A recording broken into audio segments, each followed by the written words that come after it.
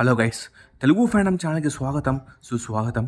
Spider man అంటే మనకు ముందుగా టోబీ మ్యాగ్మర్, ఆండ్రూ గార్ఫీల్డ్ లేదా టామ్ హాలండ్ గుర్తుకొస్తారు.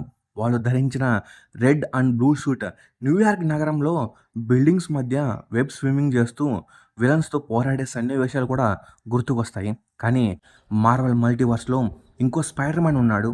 అతను జోక్స్ వేయడు, అవెంజర్స్లో ఉండడు, బ్రైట్ కలర్స్ ఉన్న సూట్ కూడా ధరించడు. అతని ప్రపంచంలో క్రైమ్, కరప్షన్, మర్డర్స్, గ్యాంగ్స్టర్స్ మాత్రమే ఉంటారు. ఆ స్పైడర్ మ్యాన్ పేరు స్పైడర్ నోయర్. మార్వెల్ చరిత్రలోనే అత్యంత డార్క్, మిస్టీరియస్ మరియు రియలిస్టిక్ స్పైడర్ మ్యాన్ ఇతనే. స్పైడర్ మ్యాన్ నోయర్ మొదటిసారి 2009లో వచ్చిన స్పైడర్ మ్యాన్ నోయర్ కామిక్లో కనిపించాడు. మార్వెల్ అప్పట్లో మార్వెల్ నోయర్ అనే ప్రత్యేకమైన లైన్ని ప్రారంభించింది. ఉద్దేశం చాలా సింపుల్. మనకు తెలిసిన సూపర్ హీరోస్ని 1930s క్రైమ్ నోయర్ ప్రపంచంలో ఉంచితే ఎలా ఉంటుందో చూపించడం. అలా స్పైడర్ మ్యాన్కి కూడా ఒక కొత్త వర్షన్ పుట్టింది. కానీ ఈ క్యారెక్టర్ అంత పాపులర్ అవుతాడని అప్పట్లో ఎవరూ ఊహించలేదు. స్పైడర్ నోయర్ కథ ఎర్త్ 90214 అనే యూనివర్స్లో జరుగుతుంది. ఇది మెయిన్ మార్వల్ యూనివర్స్ కాదు. ఇక్కడ న్యూయార్క్ నగరం పూర్తిగా వేరేలా ఉంటుంది. 1930s గ్రేట్ డిప్రెషన్ కాలం. ఉద్యోగాలు లేవు, పేదరికం ఎక్కువ, క్రైమ్ ప్రతి వీధిలో ఉంటుంది. పోలీసులు కూడా చాలాసార్లు క్రిమినల్స్ చేతిలోనే ఉంటారు. ధనవంతులు మరింత ధనవంతులు అవుతుంటే నార్మల్ పీపుల్ బతకడానికి కూడా పోరాడుతూ ఉంటారు. అలాంటి ప్రపంచంలో పీటర్ పాకర్ పెరుగుతాడు. చిన్నతనంలోనే తన తల్లిదండ్రులను కోల్పోయిన పీటర్ ఆంట్ మే మరియు అంకుల్ బెన్ దగ్గర పెరుగుతాడు. ఈ యూనివర్స్లో ఆంట్ మే సాధారణ హౌస్ వైఫ్ కాదు. ఆమె ఒక సోషల్ యాక్టివిస్ట్. పేదల కోసం, వర్కర్స్ కోసం, అన్యాయానికి వ్యతిరేకంగా ఫైట్ చేస్తూ ఉంటుంది. చిన్నప్పటి నుంచే పీటర్ ఆమె మాటలు వింటూ పెరుగుతాడు. అందుకే అతనికి నిజం, న్యాయం అంటే చాలా ఇష్టం. పెద్దయ్యాక పీటర్ జర్నలిజం వైపు వెళ్తాడు. క్రిమినల్స్ గురించి నిజాలు బయట పెట్టాలని కోరుకుంటాడు. ఇన్వెస్టిగేషన్ చేస్తూ న్యూయార్క్ని కంట్రోల్ చేస్తున్న నార్మన్ ఆస్బర్న్ అనే క్రైమ్ లార్డ్ గురించి సమాచారాన్ని సేకరించడం స్టార్ట్ చేస్తాడు. మెయిన్ యూనివర్స్లో గ్రీన్ గోబ్లిన్గా ఉండే ఆస్బర్న్ ఇక్కడ ద గోబ్లిన్ అనే మాఫియా బాస్. నగరంలోని పాలిటీషియన్స్, జడ్జెస్, పోలీస్ ఆఫీసర్స్ అందరిపైన అతనికి ఇన్ఫ్లుయెన్స్ ఉంటుంది. అతను కేవలం ఒక గ్యాంగ్స్టర్ కాదు, మొత్తం నగరాన్ని నీడల నుంచి కంట్రోల్ చేసే వ్యక్తి. ఒకరోజు పీటర్ పాకర్ ఒక వేర్ హౌస్లోకి రహస్యంగా వెళ్తాడు. అక్కడ అతనికి ఒక పురాతన స్పైడర్ ఐడల్ అయితే కనిపిస్తుంది. దగ్గరకు వెళ్ళగానే ఒక రహస్యమైన స్పైడర్ వచ్చి అతన్ని బైట్ చేస్తుంది. మెయిన్ యూనివర్స్ స్పైడర్ మైన్కి రేడియో యాక్టివ్ స్పైడర్ వల్ల పవర్స్ వస్తాయి.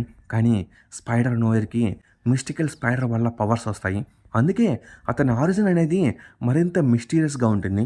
ఆ సంఘటన తర్వాత పీటర్లో అయితే చాలా మార్పులు మొదలవుతాయి. అతనికి అసాధారణ స్ట్రెంగ్త్ అయితే వస్తుంది. గోడలు ఎక్కగలుగుతాడు. రిఫ్లెక్సెస్ వేగంగా మారతాయి. స్పైడర్ సెన్స్ డెవలప్ అవుతుంది. కొంతమంది రైటర్స్ అతను స్పైడర్స్తో కమ్యూనికేట్ చేయగలడని కూడా చూపించారు. మొదట పీటర్కి ఏం జరుగుతుందో అర్థం కాదు. కానీ తనలో ఏదో ప్రత్యేకమైన పవర్ ఉందని గ్రహిస్తాడు. కొన్ని కామిక్స్లో పవర్స్ వచ్చిన తర్వాత పీటర్కి స్పైడర్స్ పట్ల విచిత్రమైన ఆకర్షణ కూడా ఏర్పడుతుంది. ఇది సాధారణ స్పైడర్ మ్యాన్లో ఎప్పుడూ కూడా కనిపించిన విషయం. ఈ మిస్టికల్ కనెక్షన్ కారణంగా స్పైడర్ నోయర్ ఆరిజిన్ మరింత భయంకరంగా మరియు రహస్యంగా కనిపిస్తుంది. కానీ పీటర్ని స్పైడర్ నోయర్గా మార్చింది పవర్స్ కాదు, అంకుల్ బెన్ మరణం. గోబ్లిన్ గ్యాంగ్ కారణంగా అంకుల్ బెన్ హత్య చేయబడతాడు. ఆ సంఘటన పీటర్ జీవితాన్ని పూర్తిగా మార్చేస్తుంది. నిజాలు రాసే జర్నలిస్ట్గా ఉండాలని అనుకున్న యువకుడు క్రిమినల్స్ని నేరుగా ఎదుర్కొనే విజిలెంట్గా మారాలని డిసైడ్ అవుతాడు. అక్కడి నుంచే స్పైడర్ నోయర్ అయితే జన్మిస్తాడు. ఇతర స్పైడర్ మ్యాన్ల కలర్ఫుల్ సూట్ కాదు, black mask, leather trench coat, goggles, gloves మరియు ఫెడోరా హ్యాట్తో కూడిన డార్క్ అవుట్ఫిట్నే ధరిస్తాడు. రాత్రి సమయంలో వీధుల్లో తిరుగుతున్న క్రిమినల్స్ని భయపెడతాడు. చాలామంది అతన్ని గోస్ట్ అనుకుంటారు, మరికొందరు మాన్స్టర్ అనుకుంటారు. కానీ పేద ప్రజలకు మాత్రం అతను ఒక సేవియర్. స్పైడర్ నోయర్ సూట్ కేవలం స్టైల్ కోసమే కాదు, లెదర్ కోట్ అతన్ని చలి నుంచి రక్షిస్తుంది. గోగల్స్ వల్ల డస్ట్ మరియు డబ్రిస్ నుంచి కళ్ళు కాపాడబడతాయి. డార్క్ కలర్స్ కారణంగా షాడోలో కలిసిపోతాడు. అందుకే క్రిమినల్స్ చాలాసార్లు అతను ఎక్కడి నుంచి అటాక్ చేస్తాడో కూడా గుర్తించలేరు. ఇక్కడ మీరు ఒక ముఖ్యమైన విషయం తెలుసుకోవాలి. స్పైడర్ నోయర్ ఎందుకు డిటెక్టివ్లా ఉంటాడు? దానికి కారణం ఫిలిం నోయర్ అనే జోనర్. 1930s మరియు 1940s కాలంలో డిటెక్టివ్ సినిమాలు చాలా ఫేమస్. వాటిలో murders, corruption, gangsters, mystery cases ఉంటాయి. స్పైడర్ నోర్ క్యారెక్టర్ కూడా అదే స్టైల్‌లో రూపొందించారు. అందుకే అతని కథలనేవి సూపర్ హీరో స్టోరీస్ కంటే డిటెక్టివ్ థ్రిల్లర్స్‌లా అనిపిస్తాయి. సాధారణ స్పైడర్ మ్యాన్ విలన్స్‌ని కొట్టి పంపిస్తాడు. స్పైడర్ నోర్ మాత్రం ముందుగా ఎవిడెన్స్‌ని కలెక్ట్ చేస్తాడు. క్లూస్‌ని వెతుకుతాడు. క్రిమినల్స్ నెట్వర్క్‌ని అర్థం చేసుకుంటాడు. తర్వాత సరైన సమయంలో అటాక్ చేస్తాడు. అందుకే అతను సూపర్ హీరో కంటే ప్రైవేట్ ఇన్వెస్టిగేటర్లా కనిపిస్తాడు. స్పైడర్ మ్యాన్ ప్రపంచం కూడా చాలా భయంకరమైనది.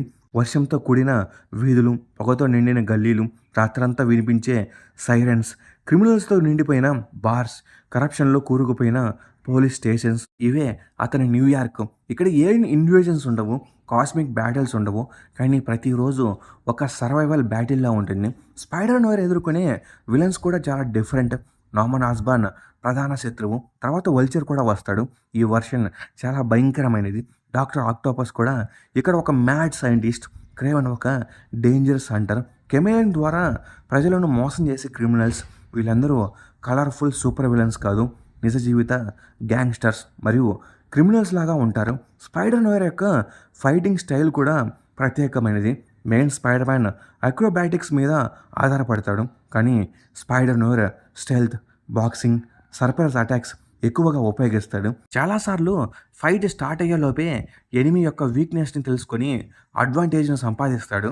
ఇంటెలిజెన్స్ అతని మెయిన్ వెపన్. మరొక ఆసక్తికరమైన విషయం స్పైడర్ నోర్ వెపన్స్. సాధారణ స్పైడర్ మ్యాన్ గన్స్ వాడాడు. కానీ స్పైడర్ నోర్ కొన్ని కామిక్స్లో పిస్టల్స్ మరియు రివాల్వర్స్ని కూడా యూజ్ చేస్తాడు. ఎందుకంటే అతని ప్రపంచంలో క్రిమినల్స్ చాలా ప్రమాదకరంగా ఉంటారు. ఆటోమేటిక్ వెపన్స్తో తిరిగే గ్యాంగ్స్టర్స్ని ఎదుర్కోవాల్సి వస్తుంది. ఇక్కడే స్పైడర్ నోర్ని ఇతర స్పైడర్ మ్యాన్ నుంచి వేరు చేసే అంశం వస్తుంది. మెయిన్ స్పైడర్ మ్యాన్ విలన్స్ని జైలుకు పంపిస్తాడు. కానీ స్పైడర్ నోర్ ప్రపంచంలో ఫైట్స్ అనేవి చాలా బ్రూటల్గా ఉంటాయి. కొన్నిసార్లు విలన్స్ తమ సొంత యాక్షన్స్ వల్ల లేదా డెడ్లీ కాన్ఫరంటేషన్స్ వల్ల చనిపోతారు. అందుకే అతని కథల్లో స్టేక్స్ మరింత ఎక్కువగా ఉంటాయి. ఓడిపోతే ప్రెజెంట్ కాదు, డెత్ కూడా ఎదురవుతుంది. స్పైడర్ నోర్కి పవర్స్ ఉన్న అతను ఇన్విన్సిబుల్ కాదు. బుల్లెట్స్ వల్ల గాయపడతాడు. నైఫ్ అటాక్స్ వల్ల సీరియస్ ఇంజూరీస్ అవుతాయి. టెక్నాలజీ సపోర్ట్ ఉండదు. ఎవెంజర్స్ లాంటి టీం ఉండదు. చాలాసార్లు ఒంటరిగా ఫైట్ చేయాలి. ఇది స్పైడర్ నోయర్ జీవితంలో అతిపెద్ద విషాదం. ఎర్త్ 90214లో ఎవెంజర్స్ లాంటి టీం లేదు. ఐరన్ మ్యాన్ లేడు. కెప్టెన్ అమెరికా సపోర్ట్ లేదు. బ్యాకప్ కోసం పిలవడానికి సూపర్ హీరోస్ కూడా లేరు. అతను గాయపడితే తానే రికవరీ అవ్వాలి. మిషన్ ఫెయిల్ అయితే తానే బాధ్యత తీసుకోవాలి. ఈ లోన్లీనెస్ అతని క్యారెక్టర్ని మరింత ట్రాజిక్గా మార్చింది. అయినప్పటికీ అతను పోరాడడం ఆపడు. స్పైడర్ నోయర్ పర్సనాలిటీ కూడా చాలా భిన్నం. పీటర్ పాకర్ అంటే జోక్స్ గుర్తుకొస్తాయి. కానీ స్పైడర్ నోయర్ చాలా సీరియస్. అవసరమైతే తప్ప మాట్లాడడం. క్రైమ్ మరియు కరప్షన్ మధ్య జీవించడం వల్ల అతను చాలా మెచ్యూర్గా మారిపోయాడు. చాలాసార్లు ఇన్నోసెంట్ పీపుల్ని కాపాడలేకపోయాననే గిల్ట్ అతన్ని వెంటాడుతూనే ఉంటుంది. స్పైడర్ వర్స్ ఈవెంట్ వరకు స్పైడర్ నోయర్ తన ప్రపంచమే మొత్తం రియాలిటీ అనుకున్నాడు. కానీ మల్టీవర్స్ తలుపులు తెరుచుకున్న తర్వాత అతని జీవితం పూర్తిగా చేంజ్ అయిపోయింది. Spider Gwen, Spider Man 2099, Miles Morales, Spider Ham మరియు ఎర్త్ 616 స్పైడర్ మ్యాన్ లాంటి అనేక స్పైడర్ పీపుల్ని కలిశాడు. అంటే స్పైడర్ మ్యాన్ వేరియంట్స్. ఇక్కడ ఒక సరదా విషయం ఉంది. అభిమానులు స్పైడర్ నోయర్ని మోస్ట్ కన్ఫ్యూజ్డ్ స్పైడర్ మ్యాన్ అని కూడా పిలుస్తారు. ఎందుకంటే అతను 1930s ప్రపంచం నుంచి వచ్చాడు. Modern technology, futuristic gadgets, holograms, AI systems చూసినప్పుడు అతను పూర్తిగా ఆశ్చర్యపోయాడు. స్పైడర్ హ్యామ్ లాంటి టాకింగ్ కార్టూన్ పిగ్ని చూసి మరింత షాక్ అయ్యాడు. స్పైడర్ వర్స్ సినిమాలో రూబిక్స్ క్యూబ్ని చూసి అదేదో డేంజరస్ ఆబ్జెక్ట్ అని అనుకోవడం అభిమానుల్లో చాలా ఫేమస్ అయింది. 2018లో వచ్చిన Spider-Man into the spider verse సినిమాలో స్పైడర్ నోర్ కనిపించాడు. అతనికి వాయిస్ ఇచ్చింది Nicolas Cage. Black and white ప్రపంచం నుంచి వచ్చిన స్పైడర్ మ్యాన్ అనే కాన్సెప్ట్ ఫ్యాన్స్కు చాలా కొత్తగా అనిపించింది. Serious personality, dark humour, detective attitude కారణంగా అతను వెంటనే అభిమానులకు ఫేవరెట్గా అయిపోయాడు. స్పైడర్ నోర్ వాయిస్ గురించి కూడా ఒక ఆసక్తికరమైన విషయం ఉంది. రైటర్స్ ఈ క్యారెక్టర్ని రూపొందించినప్పుడు పాత హాలీవుడ్ నోయర్ డిటెక్టివ్ ఫిలిమ్స్ నుంచి ఇన్స్పిరేషన్ తీసుకున్నారు. అందుకే అతని డైలాగ్స్ అనేవి సూపర్ హీరో మాట్లాడుతున్నట్టుగా ఉండవు. కాకుండా డిటెక్టివ్ డైరీ చదువుతున్న ఫీలింగ్ వస్తుంది. నికోలస్ కేజ్ కూడా అదే స్టైల్ని అనుసరించాడు. అందుకే అతని నేరేషన్ అంతా యూనిక్గా అనిపించింది. తర్వాత Spider Man across the Spider వర్స్లో కూడా కనిపించాడు. స్క్రీన్ టైం తక్కువ ఉన్న అతని ప్రజెన్స్ అనేది ఫ్యాన్స్కి నచ్చింది. స్పైడర్ వర్స్ ఈవెంట్ కామిక్స్లో కూడా స్పైడర్ నోర్ అనేక స్పైడర్ మ్యాన్స్ వేరియంట్స్ని కలిశాడు. అప్పటి వరకు తన ప్రపంచంలో ఒంటరిగా ఉన్న స్పైడర్ నోయర్ మల్టీవర్స్లో తనలాంటి వందలాది స్పైడర్ వేరియంట్స్ ఉన్నారని తెలుసుకున్నాడు.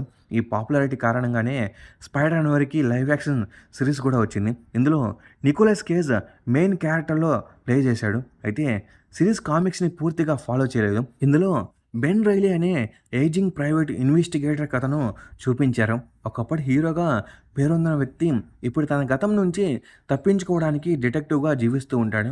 కానీ ఒక కొత్త కేసు అతన్ని మళ్ళీ మాస్క్ ధరించేలా చేస్తుంది. సిరీస్ మొత్తం మిస్టరీ, గ్యాంగ్ వార్స్, కరప్షన్ మరియు సైకలాజికల్ డ్రామా చుట్టూ తిరుగుతుంది.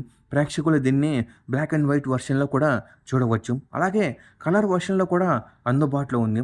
క్లాసిక్ డిటెక్టివ్ మూవీ ఫీల్ వచ్చేలా సినిమాటోగ్రఫీ రూపొందించారు. అందుకే చాలామంది దీన్ని సూపర్ హీరో సిరీస్ కంటే క్రైమ్ థ్రిల్లర్గా డిస్క్రైబ్ చేస్తున్నారు. భవిష్యత్తు విషయానికి వస్తే స్పైడర్ నోర్ క్యారెక్టర్కి ఇంకా చాలా అవకాశాలు ఉన్నాయి. కామిక్స్లో అతను Spider Verse, Spider Geddon, web warriors లాంటి పెద్ద ఈవెంట్స్లో పాల్గొన్నాడు. లైవ్ యాక్షన్ సిరీస్కి ఫ్యూచర్ సీజన్స్ కూడా వచ్చే అవకాశం ఉంది. అభిమానులు ఇప్పటికే సీజన్ 2 కోసం ఈగర్లీ వెయిట్ చేస్తున్నారు. అందుకే స్పైడర్ నోర్ కేవలం మరో స్పైడర్ మ్యాన్ కాదు, టోబీ మ్యాగ్వైర్ మనకు రెస్పాన్సిబిలిటీని నేర్పించాడు.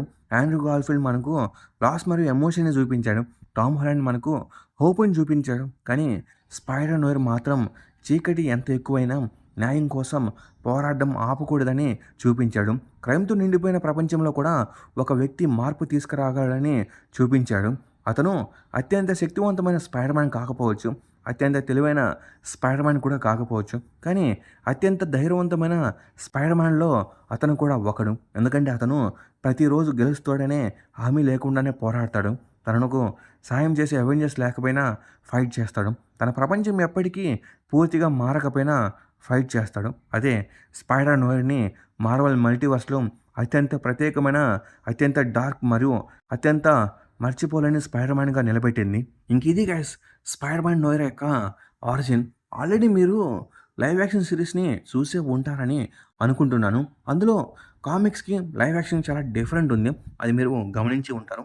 ఆల్రెడీ నేను నా ఛానల్లో స్పైడర్ మ్యాన్ నోయర్ యొక్క ఆరిజిన్ చేశాను. కానీ కేవలం అది 4 మినిట్స్ మాత్రమే ఉంది. అందులో నేను ఏమీ చెప్పలేకపోయాను. అందుకే ఇంత పెద్ద లెంతీ వీడియో చేయాల్సి వచ్చింది. ఇంకా ఈ వీడియో మీద మీ థాట్స్ ఏంటో కామెంట్స్లో కామెంట్ చేయండి. అలాగే ఈ వీడియో మీకు బాగా నచ్చినట్లయితే లైక్ చేయండి, షేర్ చేయండి, సబ్స్క్రైబ్ చేసుకోండి. నేను ఇండి కొరే ఒక లైక్ సబ్స్క్రైబ్ మాత్రమే. Okay, bye guys.